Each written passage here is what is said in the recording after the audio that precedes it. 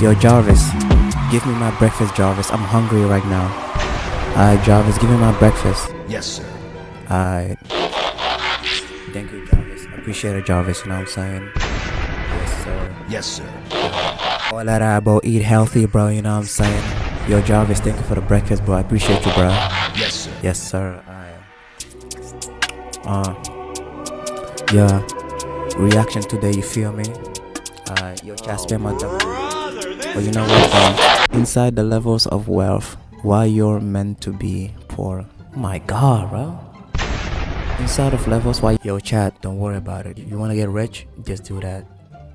You see me, chat? You see on my turtleneck, my headphones, bro, my glasses, bro. Yo, all of this is worth $1,000, bro. Yo, if y'all hear me chew, that means I'm eating, okay? I'm sorry. That's my fancy breakfast. I could tell you that the richest 1% of Americans earn nearly 140 times what the bottom 20% make. Or I could say that the top 1% are close to having as much wealth as the bottom 90%. But these are just numbers. What really puts inequality into perspective is seeing how your life would change as you move up the economic ladder. So let's take a journey starting from the average American earning around $50,000 a year, through the millionaires to the billionaires and even further beyond. And finally, we'll end with the people whose wealth is so vast that it's pretty much impossible to count. Now, life's always been hard for the people at the bottom of the pile. It's a fact that hasn't changed in recorded history and probably won't change for a very long time into the future. But what has been changing recently is where you draw the line. One of rising inequality's worst effects is how it decimated the middle class. Jobs which used to keep a whole family afloat barely make enough to pay for a one-bed flat. So let's check in with how the average American is doing today. According to CNBC in 2023, the average median salary in the US was around $48,000. If you put all the different salaries in the US into ascending order and took the exact middle one, that's what you'd get. Considering it's been a year since then and it'll make things simpler, let's round that number up to around $50,000. So what would your life look like living on that amount of money? Okay. In some of the US's most important cities like San Francisco or New York, earning $50,000 wouldn't even get you your own apartment. In fact, you need to pretty much double your earnings before you could live alone and actually save some of that money you earn. Obviously, the biggest factor is rent. A third of New Yorkers pay over half their total earnings towards it. It's a barrier for entry that blocks these cities off for nearly everyone. Outside of the most expensive cities, it does get a bit better, but the average quality of life for Americans is still in the gutter. So what about the most average city in the US? Of course, every city is in its own different world. Yo, chat, I'm gonna say this, okay? No matter what happens in this world, you're gonna get rich, okay? Like, you're gonna have to work hard and all of that, okay? Like Mr. Beast. But like, yeah, since we're reacting to this video, do not let this video like put you down, you know? You have to have that discipline. You have to have the David Goggins discipline. Yeah, that's what I'm gonna say. But going purely by the cost of living, Dallas is a good choice at around 2% more than the US average. Unfortunately though, the median US salary is still around $50,000 a year behind what you'd need for a comfortable life in Dallas. But let's take a look at the numbers anyway. First, that $50,000 goes down to $42,000 after taxes get taken off. Next, you can take off the rent. Even a studio apartment sets you back around $1,400 a month on average. A one bedroom is generally a couple hundred more per month, and it means you'll be paying around $16,000 to $17,000 a year in rent at a minimum. That puts our leftover money at about $26,000. Next, we can take off another $16,000 for living costs like food, bills, transportation, and other necessary costs. Ultimately, this leaves you with around $10,000, living with the barest of necessities. But that's still before all the unforeseen one-off costs like if your car breaks down or medical costs. Pretty soon there's nothing left over to save for a rainy day. The bottom line is that even the average American living alone in the average city on the average salary. Yo, child, you know what's crazy? So God created us, right? And put us on this earth. And then we have to pay for food, bro. Like, bro, make it make sense. Why do we have to pay for food, for banana, for yogurt, for dates? I don't mean a girl date, but like the date. Like palm tree, like on a date. What a date. Like, but why do we have to pay for food, bro? Like fruits and vegetables. Like, bro, this world doesn't make sense, bro. And we have to pay even for water, bro. Are you crazy? I'm not gonna lie, child, whether I'm very rich or not, you know, I will have the same mindset of like why like fruits and vegetable cost money. Like, that's very crazy. Isn't making enough to live a good life. It's certainly not enough to buy a house with or start a family. It's no surprise then that a staggering 36% of Americans are now living paycheck to paycheck, up 4% from 5 years ago. Meanwhile, debt is increasing. Recently, the average debt for an American rose above $100,000. While mortgage costs make up the bulk of that figure, it still shows that even just the bare necessities are still more than what people can afford. At this level of wealth, you're going to be doing pretty much everything for yourself. You won't be able to afford to eat out very often, if at all, so you'll need to cook for yourself. If you want to go somewhere, you're only a few taxi fares away from not making rent. But bro, you have to make your own food, okay? Make your own. You see what I'm eating, bro? Even though you didn't see it by my chewing, bro. I made something from me, bro. For me, it's a breakfast. But like, instead of going to the deli all the time, you know, whatever store, make your own thing, bro. Okay? Not only it's gonna save you money, but like, you're gonna know how to make things, you know? Rent next month. You'll probably be able to afford 2, maybe 3 rooms to live in, probably in a shared flat if you want to save some of that money you're earning. And for all of this, you'll need to still be working long hours just to scrape by. Financial stress is one of the worst kinds of stress. Anyone who's been there knows that it sits on your mind pretty much all of the time. Then there are the costs that aren't immediately visible. For a lot of people, medical insurance is hoping they don't get sick. It'll make you ignore things you really shouldn't. It often means paying for treatment or surgery later down the line, both with your wallet and with your own pain and suffering. If you can't afford to buy clothes and shoes that'll last you a long time, you'll need to buy new ones every year when they fall apart. Even rent itself is just losing money compared to paying off a house. Then there are the costs and time. High rents in the inner city mean you'll be commuting every morning and every evening. You'll probably need to take more hours at work to get by to begin with. Then there are just the little things like going out of your way to the cheaper grocery store, even though it's miles away compared to other options. Being poor is incredibly expensive in pretty much every single way. As inequality has risen and increased inflation, the amount of money you need to live a comfortable life has gone up too. It's pushed more and more people out of the middle class. Professions like teaching, which used to earn you a good living, are now too poorly paid to even survive on. There's a reason nearly half of all educators in the US now have a second job.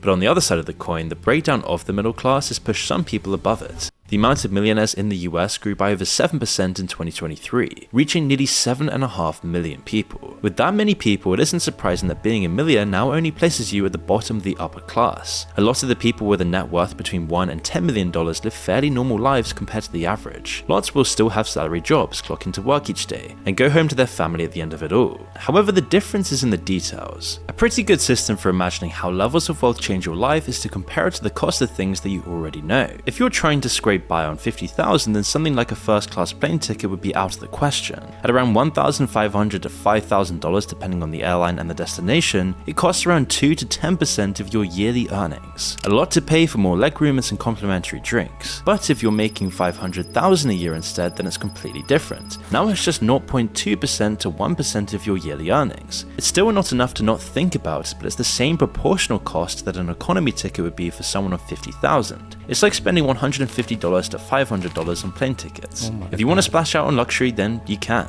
As your earnings increase past that point, it obviously gets even more affordable. Pretty soon, a first-class ticket costs the same proportionally as a meal at a fancy restaurant for someone with a regular job. You probably still can't do it every day, but it's manageable. Meanwhile, that meal that would have cost $80 goes down to $8 or less. The bottom line is that rare treats for regular people become normal, and things completely out of their reach are suddenly there for the taking. At the upper end of this wealth bracket, the way you interact with the service economy starts changing as well. At a net worth of 10 million, you can now begin to think about employing people just to make your life easier. A personal assistant to plan your schedule and deal with all the small things that you can't be bothered with. Or maybe an in-house...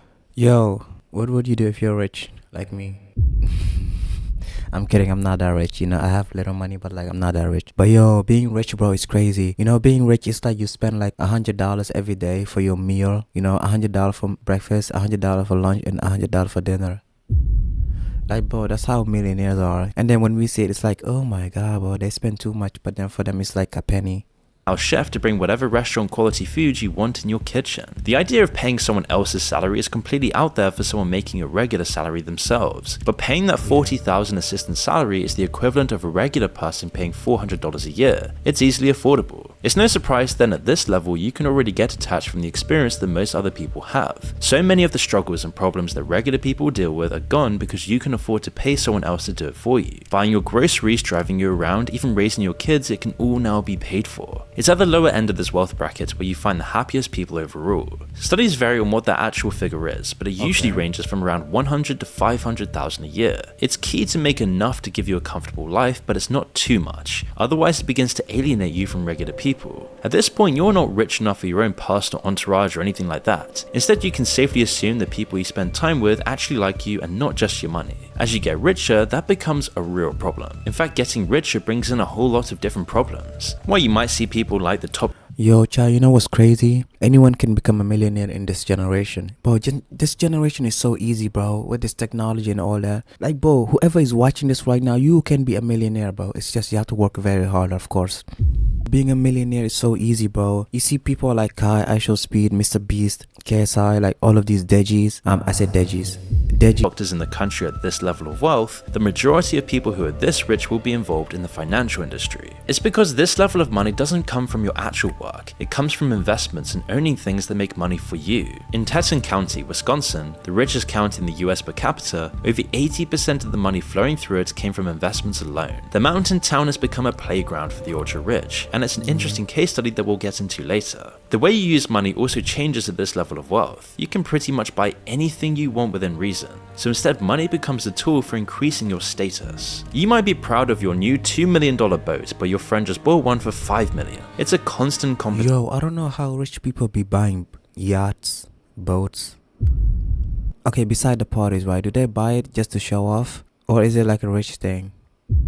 Like, but I don't understand these rich people, bro. Especially for the newly minted multi-millionaires. At this level, status becomes everything because it's the only thing that'll open the doors to high society. While those first-class tickets are certainly more affordable, it won't look good to your new friends. So instead, you'll now need to charter a private plane if you still want to fit in. Everyone's trying to climb the ladder, and to do that, you need to spend more as you get richer. A net worth of $10 to $100 million might be enough to get you in the doors of some private golf clubs, but it won't make a big splash. While you might now start brushing shoulders with the true elites, you'll still have to make an impression to get on their radar. And we've only talked about going up so far, but there's also people going down the wealth ladder as well. There are generally two kinds of people you'll meet at this level. Yo, I know there's gonna be some people who's gonna watch this video, right? And they're gonna get demotivated, like, to become successful.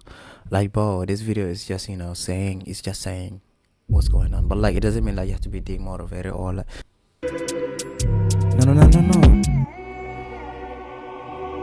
No, you know, don't play my intro. God, bro. Okay. New money who are climbing the ladder and old money who are slowly losing their fortunes. There's a constant tension between the two groups. Recently, we've seen more self-made millionaires and billionaires than ever before. Meanwhile, lots of people from traditionally rich families are losing it all trying to hang on to their old lifestyles. The differences are even more pronounced when you get into the... Yo, would you wish to be a nipple baby? Sometimes I wonder, I wish I was a nipple baby. But then I'm like, nah. But then sometimes I'm like, yeah, I want to be a nipple baby. But then sometimes I'll be like, nah. And then sometimes I'll be like, Bull star for yachts you can only spend 2 weeks a year on. A super yacht reportedly owned by Amazon founder Jeff Bezos is causing some big waves in the Netherlands. CBS 2's Tina Kraus talked to some people who oppose the idea of taking down a historic bridge to make room for the billionaire's boat.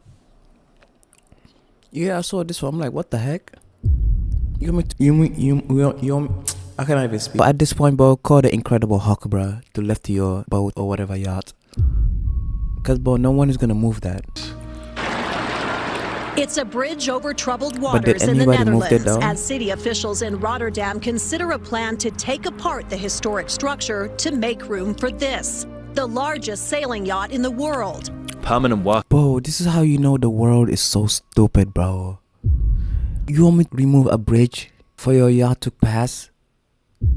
Like, bro, that's how you know this world is so stupid, bro. Because for homes out in the middle of nowhere, it isn't uncommon for people at this level to own over 10 properties for their own personal use, outside of their massive real estate portfolios. People at this point will have their own private planes as well, rather than just chartering them out. In fact, they often rent out their planes when they're not using them. Everyone at this level of wealth has a lot of power just from their money alone. It's at this point when you can start using it to make a difference on a societal level. You might not be able to solve the big problems, but you can easily lobby the government or set up your own international charity. It also gives you the ability to buy the attention and time of pretty much anyone you want. You can have world famous bands play at your parties or celebrity chefs to make you breakfast. The only limit really at this point is your own imagination. Then there are the political and the social connections. Towards the billionaire end. Yo, chat, if these people can do it, bro, you can do it, bro.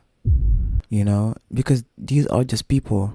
of the spectrum, your name alone will get you whatever you Like, but want. work If you want to hard. have personal conversations with world leaders or other industry magnates, they're only a phone call away. People at this level and beyond start to struggle to find things to spend their ludicrous wealth on. Often they turn to collecting, buying up million-dollar artworks or artifacts like a kid collecting Pokemon cards. Nicolas Cage was once worth over $150 million, and he blew a large chunk of this on multiple mansions, a private island, and a collection of dinosaur fossils including a full T-Rex skull. As you go further up the ladder, your perception changes until you're completely out of touch with the world. Centimillionaires are far past this point. All their needs are catered to, nobody around them disagrees with them, and they're given luxuries far beyond what any normal person could ever dream of. It makes them isolate themselves from the rest of the world, but they still often idolize the normal life they left behind. It's part of the reason so many ultra high net worth people have moved to Teton County. There's a lot of benefits for them. It's a tax haven, and the influx of rich people has made it a property speculator's dream. It is the wealthiest and most unequal in America.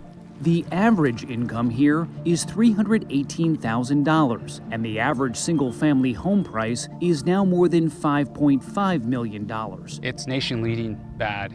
If you're making $40,000, $50,000, $60,000, you're likely living in your car, or you're living 45 minutes away. For most people, it's becoming unlivable. The Nah, this is reason, sad. he says, is that the ultra-wealthy find Teton County very livable. Their arrival here accelerated Nah, this during war is COVID. crazy. The desire for multi-million-dollar mountain escapes has created a new land rush. But perhaps more importantly, it lets them cosplay as working class Americans. They can spend their time hiking in the Rocky Mountains or fishing in the rivers, then come home to their comfy multi-million-dollar mansion. It also provides psychological insulation against the simple fact that their lifestyles are toxic to both the planet and society. While living standards for most people haven't really changed or have even gotten worse in the West, the standards for the ultra-rich have skyrocketed. Centimillionaires and billionaires enjoy the excess profits of entire industries, using it to enrich themselves further or just for frivolous luxuries. Once you get to the billionaire class though, there aren't really that many more changes. Everything just gets even bigger. Let me say this thing also. It is crazy how in this world, right, the rich gets richer and the poor gets poorer. I don't know how that works.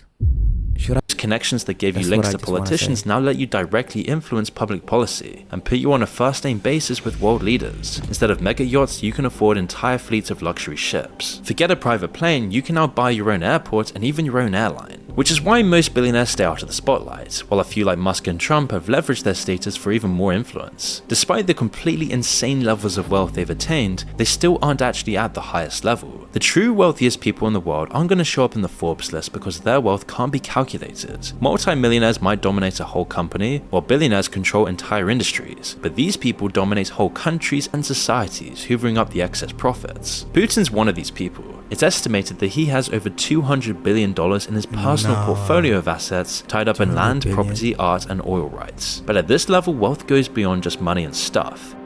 Being at a net worth of 230 billion, roughly, being perceived as the richest person on Earth. Well, Does I that think create Putin is significantly richer than me. You really do, yeah? Yes. Money is just a means to an end, a way to change the world around you. But the power these people have outdoes all of that. It makes money alone meaningless, just something to distribute among your cronies and your subordinates. While billionaires can buy mansions and secure compounds, people with this higher level of wealth can buy entire cities. Just look at what the Saudis have been doing. Yeah. Their control of a large portion of the world's oil supply have made their royal family the richest people to ever exist. Some estimates put their net worth at over $1.4 trillion, Wait. and it could easily be a whole lot. Isn't the richest people to ever exist is Mansa Musa from Mali or Nigeria? Mansa Musa, I don't know, was born like 2,000 years ago, I guess, or like in the 1680, I don't know. Mansa Musa, right? They say he's the richest one ever in the world, you know, but he's African, you know. More than that. With that many zeros, pretty much everything loses its cost compared to your total wealth. But the richer and more powerful you get, the more worried you become about losing it all. It's this pressure, plus the fact that there's nothing else to do with it, that has spurred on the construction of massive vanity projects in the Middle East. Dubai's fake islands and Saudi Arabia's ridiculous line city are just a few examples of this. Rich that they're building a city medium-sized, air-conditioned glass building in the middle of the desert, set to house 9 million people once it's completed. Meanwhile, Dubai has spent millions and millions importing special types of sand to make their artificial islands. Regular desert sand just doesn't stand up to the tides. The levels of wealth and waste it takes to complete these projects are truly dystopian. Their hope is that once the world gets over its addiction to oil, these futuristic tourist attractions will be enough to sustain these places' economies. Along with these mega projects comes the standard luck. Nobody asked for these futuristic buildings, bruh. Nobody asked for it. What is this invisible building or bridge? Like, bro, nobody asked for this. My god, waste of money. Trees that billions can buy you. Fleets of super yachts and private jets, whole crates of cocaine and other drugs, mansions and estates across the world that used to belong to royalty. At this point, we should take a look back at where we started, from an average salary all the way into the trillions. Modern society has enabled inequality that outshines any other period in history. Even if you saved every penny you earn from an untaxed $50,000 salary, it would still take you 28 million years to equal the Saudis in net worth. And with inflation, this basically just makes it impossible. The world's economy is constantly working at a breakneck pace to support these people and their level of luxury. Every year, they manage to squeeze out more money and take more control of society. It can only continue on indefinitely if technology and human development can somehow outpace human greed. We haven't seen these levels of decadence in human history before, but we have seen the same cycle of decadence and decay happen over and over again. Eventually, it all comes crumbling down. We can only hope that if it all does fall apart, they won't take the rest of the world with them. Don't let this video make you sad, okay? You can do it. I meant it. But okay, the difference between these rich people and us is that they work very hard and they are very disciplined. Us, sometimes we just sit here watch benching social media and all that, which of course no problem, but as long as like you're working, bro, and you're disciplined every single day, then you're good, okay? And watch your social media, you feel me? But yeah, you can do anything you want in life, you know what I'm saying? For YouTube, if you're watching this, please subscribe, okay? I really appreciate it.